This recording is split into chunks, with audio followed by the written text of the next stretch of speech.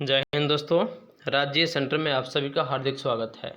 BPSC शिक्षक भर्ती परीक्षा के लिए महत्वपूर्ण ऑब्जेक्टिव प्रश्न उत्तर जिन्हें अंत तक देखें, लाइक करें, शेयर करें, कमेंट करें और मेरे चैनल को सब्सक्राइब कर लें ताकि सभी नोटिफिकेशन आपको मिलता रहे। तो चलिए, आवर्तकाल का मात्रक कौन है? प्रश्न संख्या 201। आवर्तकाल का मात्रक कौन है? इसका सही उत्तर हो जाएगा ऑप्शन नंबर ई। ऑप्शन नंबर ई, उपयुक्त में से कोई नहीं।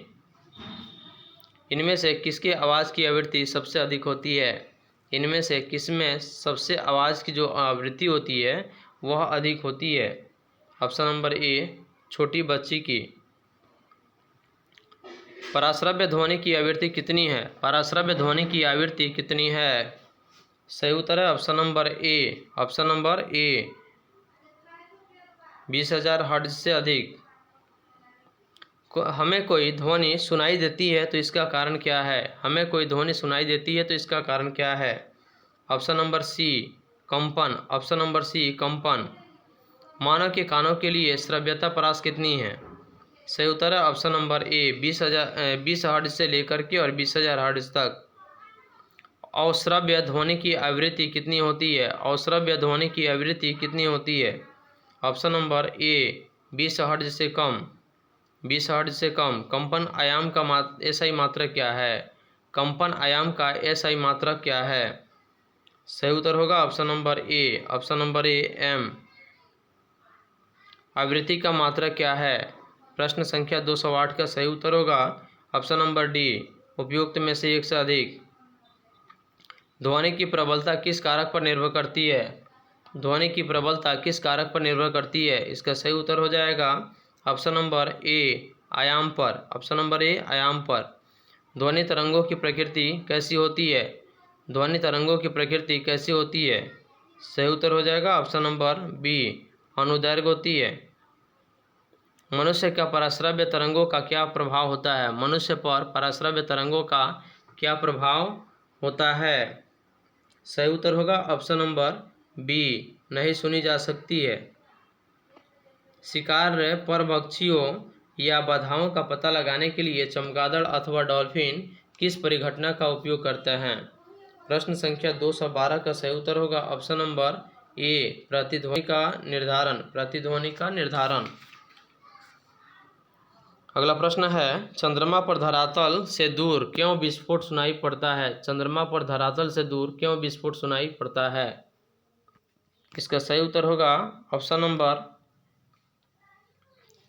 ए, वायुमंडल की अनुपस्थिति के कारण। वायुमंडल की अनुपस्थिति के कारण चंद्रमा पर धरातल से दूर विस्फोट सुनाई नहीं पड़ता है। प्रश्न संख्या 214। जब चालक विलयन में विद्युत धारा प्रवाहित की जाती है तब विलयन के रंग में परिवर्तन होता है। यह क्या संकेत करता है? यह क्या संकेत करता है? सही उत्तर है ऑप्शन नंबर ए, विद्युत धारा के रासायनिक प्रभाव का। विद्युत धारा के रासायनिक प्रभाव का। विद्युत धारा के ऊष्मीय प्रभाव का उपयोग विद्युत बल्ब में क्यों होता है? विद्युत धारा के किस प्रभाव का उपयोग विद्युत बल्ब में होता है? सही उत्तर है option number A. Option number ए, ऊष्मीय प्रभाव। निम्नलिखित में कौन सी ऐसी धातु है जिससे विद्युत लेपन के द्वारा किसी वस्तु की चमक को बढ़ाया जा सकता है? सही उत्तर होगा option number B, chromium. Option number B, chromium. खाद्य पदार्थों को संरक्षित करने के लिए लोहे के डिब्बे पर किस धातु का विद्युत लेपन किया जाता है? सही उत्तर है ऑप्शन नंबर ए, टीन। ऑप्शन नंबर ए, टीन। इनमें कौन विद्युत धारा का सुचालक है? इनमें कौन विद्युत धारा का सुचालक है? सही उत्तर है ऑप्शन नंबर ई, यानी कि लकड़ी, कागज, रबर, यह सभी विद्युत धारा का कुचालक है। इसलिए इसका सही उत्तर होगा ऑप्शन नंबर ई, यानी कि विद्युत धारा का सुचालक कौन नहीं है, सब का सब इसमें सभी ऑप्शन विद्युत धारा का कुचालक है। साइकिल के हैंडल तथा पहियों के रिम को चमकदार बनाने के लिए किस धातु का विद्युत लेपन किया जाता है? सही उत्तर है ऑप्शन नंबर ए, क्रोमियम का। ऑप्शन नंबर ए, क्रोमियम का। निम्नलिखित में कौन सा घोल विद्युत का सुचालक होता है? निम्नलिखित में कौन सा घोल विद्युत का सुचालक होता है? ऑप्शन नंबर ए, नींबू का रस। प्रश्न संख्या 221 विद्युत धारा का क्या उत्पन्न करता है? विद्युत धारा क्या उत्पन्न करता है? ऑप्शन नंबर बी ऊष्मीय, चुंबकीय तथा रासायनिक प्रभाव। इनमें कौन विद्युत धारा का सुचालक है? विद्युत धारा का सुचालक कौन है? सही उत्तर है ऑप्शन नंबर सी आसुत जल। आसुत जल। क्लिनिकल थर्मामीटर के तापमान रीडिंग की रेंज कितनी होती है? इसका सही उत्तर होगा ऑप्शन नंबर ए 35 डिग्री से 42 डिग्री। बिजली मिस्त्री हाथ में रबड़ के दस्ताने पहनकर क्यों काम करता है? प्रश्न संख्या 224 का सही उत्तर होगा ऑप्शन नंबर सी हाथ में बिजली झटका नहीं लगता है। हाथ में बिजली का झटका नहीं लगता, इसलिए बिजली मिस्त्री हाथ में रबर के दस्ताने पहनकर काम करता है। लोहे के पुलों को जंग से बचाने के लिए किस धातु का विद्युत लेपन किया जाता है? लोहे के पुलों को जंग से बचाने के लिए किस धातु का विद्युत लेपन किया जाता है? ऑप्शन नंबर बी जिंक का। निम्नलिखित में कौन विद्युत का सुचालक है? निम्नलिखित में कौन विद्युत का सुचालक है? इसका सही उत्तर हो जाएगा ऑप्शन नंबर विद्युत का कुचालक है। निम्नलिखित में कौन विद्युत का कुचालक है? ऑप्शन नंबर ई एल्यूमिनियम। इनमें से कोई नहीं, जबकि विद्युत का सुचालक तांबा, एल्यूमिनियम और लोहा है, इसलिए इसका विद्युत का कुचालक जो है इसमें कोई नहीं है। वह पदार्थ अपने से होकर विद्युत धारा को प्रवाहित होने देते हैं, वे विद्युत के क्या कहलाते हैं? विद्युत के सुचालक। विद्युत के सुचालक। प्रश्न संख्या 227 का सही उत्तर होगा ऑप्शन नंबर बी।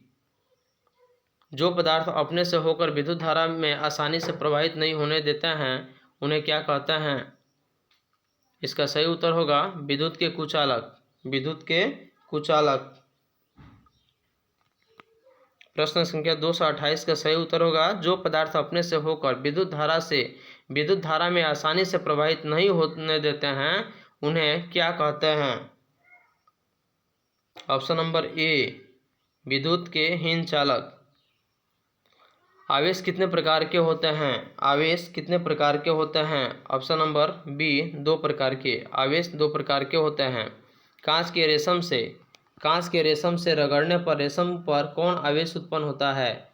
कांच के रेशम से रगड़ने पर रेशम पर कौन आवेश उत्पन्न होता है? इसका सही उत्तर हो जाएगा option number C. Option number C धन आवेश। भूकंपीय तरंगों को किस यंत्र द्वारा अभिलेखित किया जाता है? भूकंपीय तरंगों को किस यंत्र द्वारा अभिलेखित किया जाता है? इसका सही उत्तर होगा option number A. Option number A भूकंपलेखी। विपरीत आवेशों के बीच क्या होता है? विपरीत आवेशों के बीच क्या होता है? इसका सही उत्तर हो जाएगा ऑप्शन नंबर ए विपरीत आवेशों के बीच क्या होता है? आकर्षण। ऑप्शन नंबर ए। आकाशीय विद्युत विसर्जन को क्या कहते हैं? आकाशीय विद्युत विसर्जन को क्या कहते हैं? इसका सही उत्तर होगा option number B. Option number B ताड़ित कहते हैं। ताड़ित बिजली गिरना से सुरक्षा के लिए क्या करना चाहिए?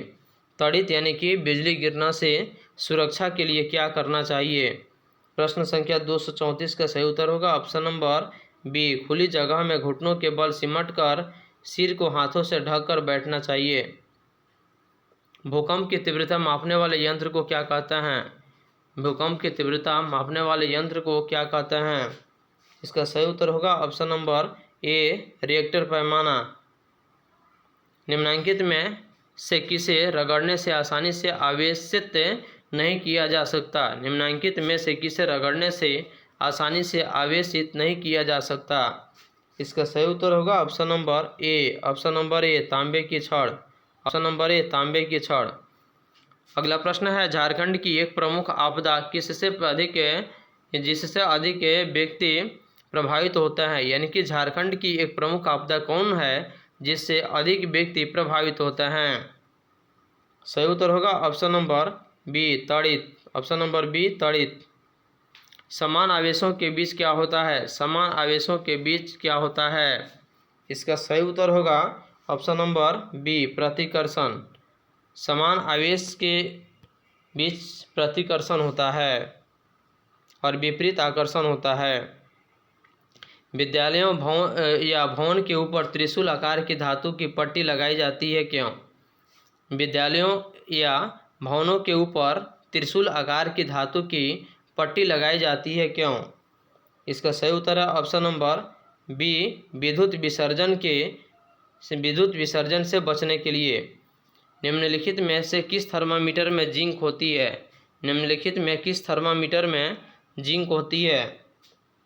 इसका सही उत्तर हो जाएगा option number B, clinical thermometer.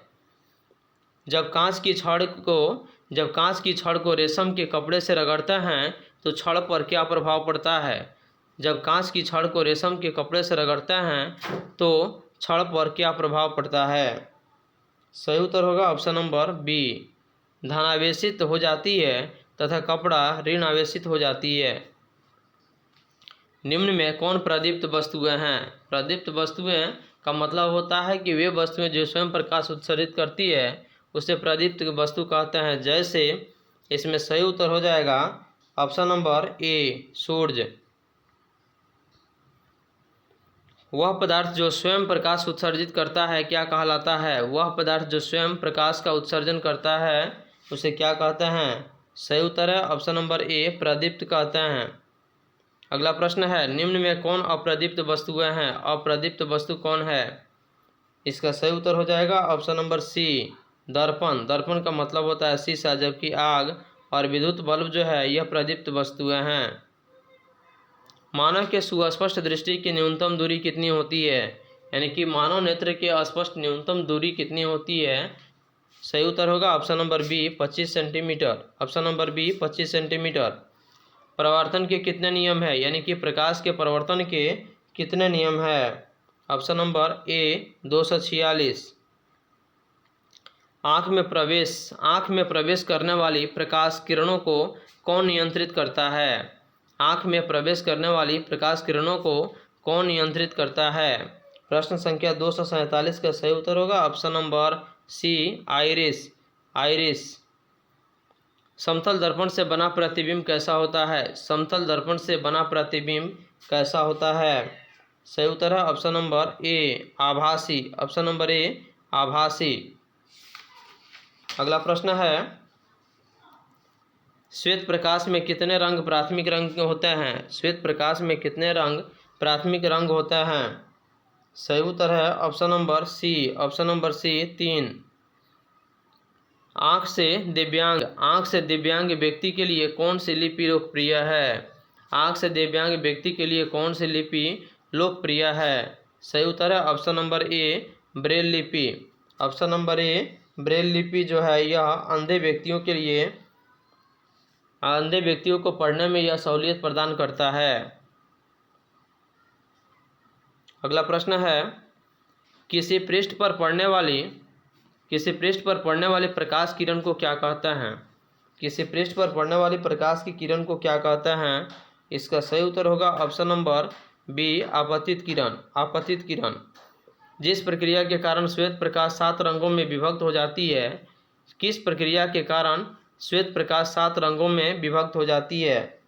इसका सही उत्तर होगा ऑप्शन नंबर ए, वर्ण विक्षेपण प्रक्रिया के कारण। मानव नेत्र में किस प्रकार का लेंस रहता है?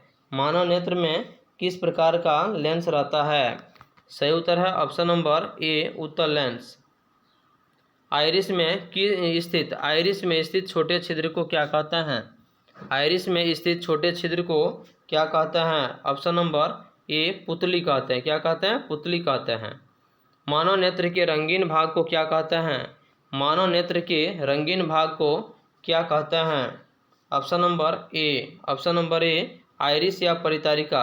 यानी कि प्रश्न 255 में है, मानव नेत्र के रंगीन भाग को क्या कहते हैं? आइरिस या परितारिका। ऑप्शन नंबर ए।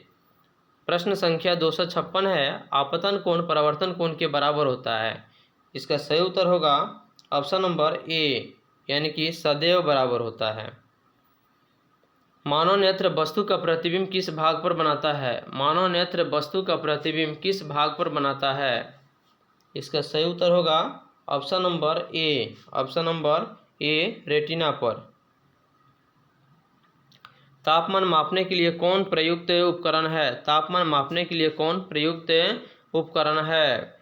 इसका सही उत्तर है ऑप्शन नंबर बी थर्मामीटर। हमारे सौर परिवार में कितने ग्रह हैं? हमारे सौर परिवार में कितने ग्रह हैं? ऑप्शन नंबर ई यानी कि उपयुक्त में से कोई नहीं, जबकि हमारे सौर परिवार में 9 ग्रह हैं। सूर्य के से पृथ्वी की दूरी कितनी है? सूर्य से पृथ्वी की दूरी कितनी है? ऑप्शन नंबर बी 1.6 × 10⁵ प्रकाश वर्ष यह सूर्य से पृथ्वी की दूरी है। पृथ्वी के सबसे निकट का ग्रह कौन है? पृथ्वी के सबसे निकट का ग्रह कौन है? प्रश्न संख्या 261 का सही उत्तर होगा ऑप्शन नंबर ए शुक्र। रात्रि के समय साफ आकाश और काली रात में टूटते तारे दिखाई देते हैं, इसका क्या कारण है? और ये कौन है? रात्रि के समय साफ आकाश और काली रात में टूटते तारे दिखाई देते हैं, वे कौन हैं? इसका सही उत्तर हो जाएगा ऑप्शन नंबर बी उल्का। उल्का जो है यह रात के समय में आकाश और काली रात में टूटते हुए तारे दिखाई पड़ते हैं, जिन्हें उल्का कहते हैं। क्या कहते हैं? उल्का। निम्न में कौन प्राकृतिक उपग्रह है? प्रश्न संख्या 263 का सही उत्तर हो जाएगा ऑप्शन नंबर सी चंद्रमा। यह एक प्राकृतिक उपग्रह है। इनमें से कौन ग्रह नहीं है? इनमें कौन ग्रह नहीं है? प्रश्न संख्या 264 का सही उत्तर होगा ऑप्शन नंबर ए सीरियस। सबसे दूर ग्रह कौन है? सबसे दूर ग्रह कौन है? Option number B Neptune. सबसे दूर ग्रह जो है वह नेपच्यून है। निम्न में कौन ऊष्मा का सुचालक है? निम्न में कौन ऊष्मा का सुचालक है? प्रश्न संख्या 266 का सही उत्तर होगा उपयुक्त में से एक से अधिक, यानी कि लोहा और एल्यूमिनियम, इसलिए इसका सही उत्तर होगा ऑप्शन नंबर डी। सौर परिवार का सबसे छोटा ग्रह कौन है? सौर परिवार का सबसे छोटा ग्रह कौन है? बुध। ऑप्शन नंबर बी बुध जो है यह सौर परिवार का सबसे छोटा ग्रह है। ग्रहों की परिक्रमा करने वाले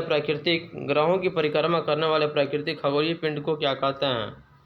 क्या कहते हैं? इसका सही उत्तर होगा ऑप्शन नंबर बी उपग्रह कहते हैं। किस ग्रह को प्रभात तारा कहते हैं? किस ग्रह को प्रभात तारा कहते हैं? इसका सही उत्तर हो जाएगा ऑप्शन नंबर सी शुक्र को। और यानी कि भोर का तारा कहते हैं किसको? शुक्र को। और पृथ्वी के वाहन भी हम शुक्र को ही कहते हैं। निम्नलिखित में कौन सौर परिवार का सदस्य नहीं है? निम्नलिखित में कौन सौर परिवार का सदस्य नहीं है? तारामंडल। Option number C. निम्नलिखित में कौन तारा है? निम्नलिखित में कौन तारा है? ऑप्शन नंबर ए उपयुक्त में से कोई नहीं। सूर्य की सबसे ऊपरी सतह का तापमान कितना होता है? सूर्य की सबसे ऊपरी सतह का तापमान कितना होता है? सही उत्तर है ऑप्शन नंबर ई उपयुक्त में से कोई नहीं। खगोलीय पिंडों की दूरी को किस इकाई में मापा जाता है? खगोलीय पिंडों की दूरी को किस इकाई में मापा जाता है? सही उत्तर हो जाएगा ऑप्शन नंबर सी प्रकाश वर्ष।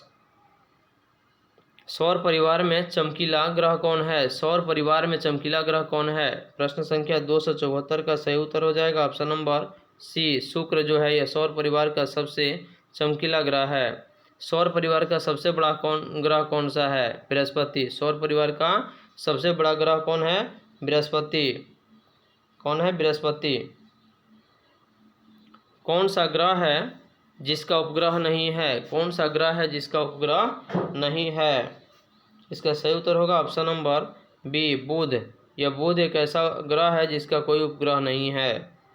मौसम की भविष्यवाणी दूर संचार तथा सुदूर संवेदन में किसका प्रयोग किया जाता है? मौसम की भविष्यवाणी दूर संचार तथा सुदूर संवेदन में किसका उपयोग किया जाता है?